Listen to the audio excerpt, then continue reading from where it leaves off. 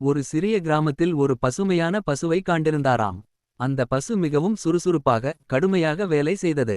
ஆனால் பசுவின் உரிமையாளர் ஒரு கரீப் விவசாயி ஒரு நாள் வேலையில் மூச்சு விட முடியாமல் தவித்துக் கொண்டிருந்தான். ஒரு நாள் ஊரில் வந்த ஒரு அறிவாளி விவசாயியைக் கண்டு உனது பசுவின் மனோபாவம் எப்படியானது என்று கேட்டார். விவசாயி மனது ஏதோ குழப்பத்தில் இருந்து கூறினான், எனக்கு என்ன செய்ய வேண்டும். எனது பசு மிகவும் உழைத்து ஆனால் எதுவும் கிடைக்காதது. அதற்கு அறிவாளி பொறுமையாக பதிலளித்தார், நீ செய்யும் உழைப்பின் பெறுமதி உனது மனதில் தான் இருக்கிறது. உழைப்பில் வெற்றி என்பது நேரம் எடுக்கின்றது. ஆனால் எப்போதும் மனம் நிறைந்திருக்கும் போது உழைப்பே சிறந்த வரம் ஆகும்.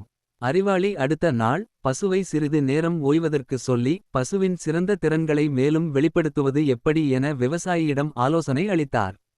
சில மாதங்களுக்குப் பின்னர் அந்த பசு மிக சிறந்த வேலைகளைச் செய்து விவசாயியின் நிலத்திற்கு அசாதாரணமான வளம் கொண்டு வந்தது. நெறியுரை, உழைப்பு, நேர்மை மற்றும் பொறுமை ஆகிய மூன்றின் கூட்டமைப்பே வெற்றிக்கு வழி வகுக்கின்றது.